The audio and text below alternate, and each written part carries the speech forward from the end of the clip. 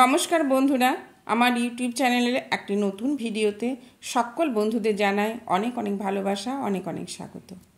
তো আজকে আমি আমাদের বর্ষাকালের অতি পরিচিত ফুল রেন লিলি পরিচর্যা নিয়ে ভিডিও নিয়ে চলে এলাম।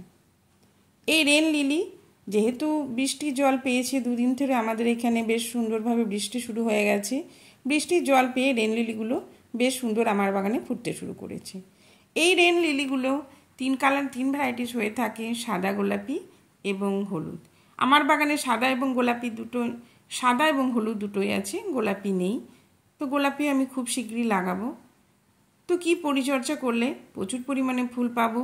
যাদের অনেকের আছে, যাদের রেন লিলি গাছ আছে কিন্তু ফুল একদমই ফোটে না, তাদের কি পরিচর্যা করলে প্রচুর পরিমাণে গাছ ভর্তি ফুল ফুটবে?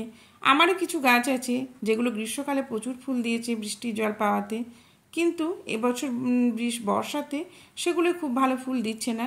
সেগুলোও একটু আমি যত্ন করব। সেগুলো কিছু কিছু বন্ধুদের সঙ্গে এই ভিডিওতে আমি আলোচনা করতেও চলে এলাম। অবশ্যই এই যে রেন লিলি গাছ আমরা লাগাবো, সেটাই বীজ থেকেও লাগানো যেতে পারে কিংবা বাল্ব থেকেও লাগানো যেতে পারে। এই যে হলুদের রেন লিলির প্রচুর পরিমাণে বীজ হয়। আমার এই গাছগুলো সমস্ত বীজ থেকেই লাগানো। বীজ থেকে লাগালে সে গাছের ফুল হতে একটু সময় লাগে, কিন্তু যদি বাল্ব লাগায় সেখানে সেই বছরই কিছুদিনের মধ্যেই প্রচুর পরিমাণে ফুল পাওয়া যায়। বীজ থেকে গাছ লাগানোর পর এগুলোই ভবিষ্যতে এরকমভাবে বাল্বও হয়ে যাবে। সেই বাল্বগুলো তুলে আমরা অন্যান্য টবে কিংবা অন্যান্য জায়গায় লাগিয়ে দেব। তাহলে কি কি পরিচর্যা করব সেটা নিয়ে চলে আসি। প্রথমে এই গাছের জন্য এক নম্বরে ফার্স্টে যেটা লাগবে সেটা হলো রোদ্দুর বা সূর্যালো, সানলাইট। অবশ্যই এটা ইনডোর প্ল্যান্ট নয়, ওর জন্যই আমরা বারান্দায় যদি রাখি তাহলে দেখতে হবে সকালে যেন রোদ্দুর 3 থেকে 4 ঘন্টা পায়। ছাদে রাখলে কোনো অসুবিধা নেই, প্রচুর পরিমাণে রোদ্দুর পাবে। রোদ্দুর ছাড়া কিন্তু এই রেন লিলি ফুল ফুটবে না। আবার বৃষ্টির জলও এদের ভীষণ পছন্দ, কিন্তু বৃষ্টির জল হলেও এই মাটিতে যাতে জল জমে না থাকে, ওয়েল ড্রেনেজড মাটি এর খুবই দরকার। অবশ্যই আমরা যখন রিপটিং করব সেটা অবশ্যই শীতকালে, কেন শীতকালে 2 মাস এরা ডরমেন্সি পিরিয়ডে চলে যায়, তখনই আমরা এই গাছে রিপটিং করব। রিপটিং করার সময় বাগানের মাটির সঙ্গে অবশ্যই 30% গার্ডেন সয়েল নিতে হবে, সাদা বালি কিংবা নদীর বালি 10-30% নিতে হবে। আর কি নিতে হবে, এর মধ্যে আমরা কোকোপিট কিংবা ঘুঁটো সার, গোবর সার কিংবা ভার্মি কম্পোস্ট, যেটাই দেবে এর মধ্যে দিয়ে মাটিটাকে ভালো করে তৈরি করতে হবে। আর আলাদা করে কোনো সার দরকার নেই, শুধুমাত্র বৃষ্টির জল দিলেই হবে।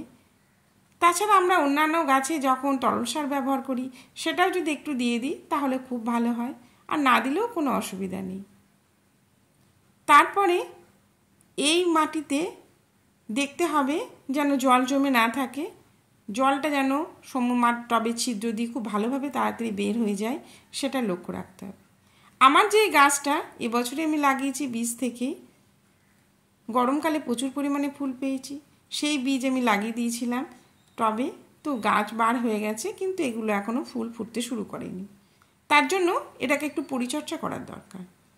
এখন এই মাটিগুলো আমি আগাছাগুলো তুলে ফেলে মাটিটাকে ভালো করে আলগা করে নেব, তারপর এখানে তরল সার দিয়ে দেব। এটাও খুব শীঘ্রই এই বর্ষাতে এই গাছ থেকে ফুল পেয়ে যাব।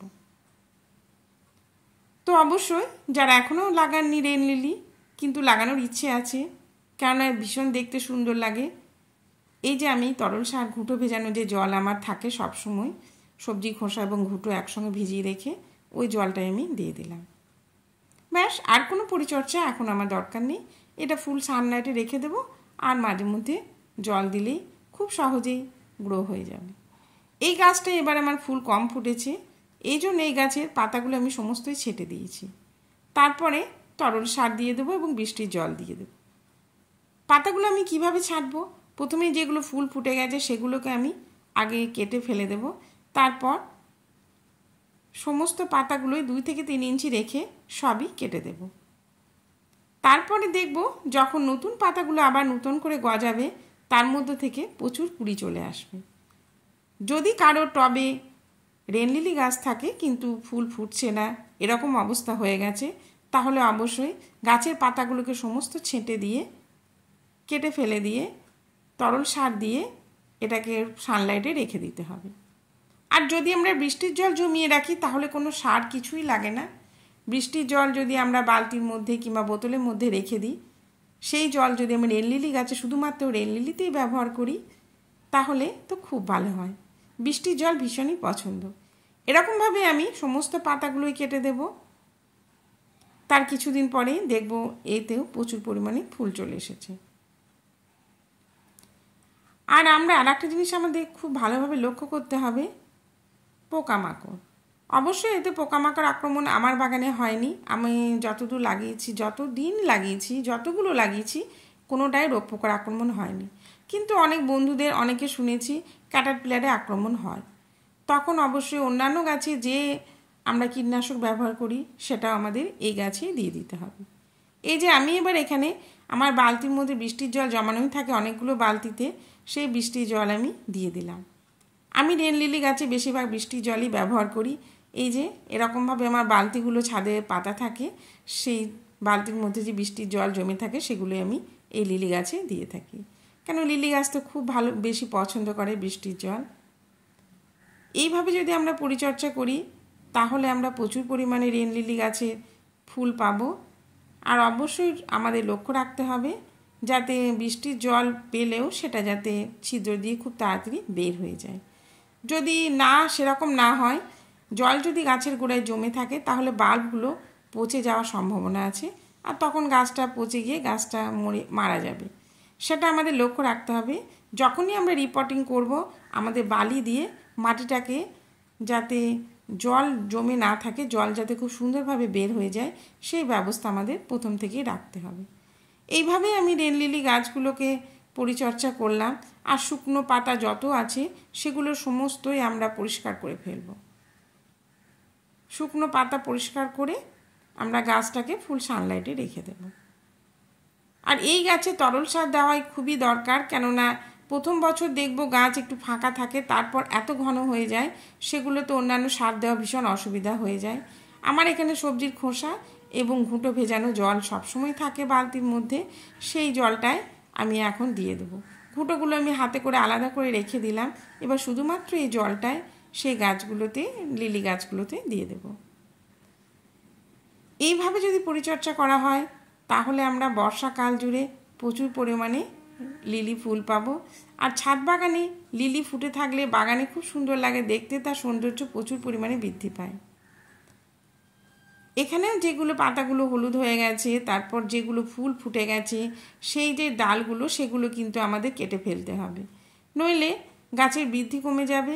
গাছ যতটুকু খাবার পাবে সেই বীজগুলোকে পরিপূর্ণ করার জন্য সেই খাবার কাজে লাগাবে। ওর জন্য অবশ্যই আমাদের বীজ যদি দরকার না থাকে, যে গাছগুলো ফুল